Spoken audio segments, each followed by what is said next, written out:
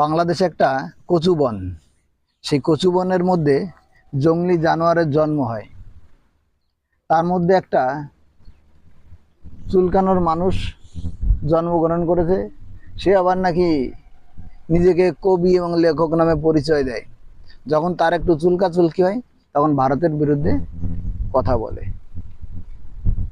তাকে একটু চুলকানোর মলম দেব, তার আগে একটু তার বক্তব্যটা কি শোনা যাক। বিশ্বের মানচিত্রের মধ্যে সবচেয়ে ঘৃণিত রাষ্ট্র হলো ভারত। শুনলে তো সেই লেখকের, তার নাম হচ্ছে মোহাম্মদ সাইফুল ইসলাম। এ বাংলাদেশের লেখক।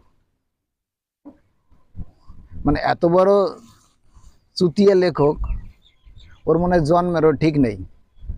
যদি ঠিক থাকতো তাহলে আমাদের ভারতের বিরুদ্ধে এ ধরনের কথাবার্তা, আমাদের দেশের প্রধানমন্ত্রী হয়ে এ ধরনের কথাবার্তা বলতে পারতো না।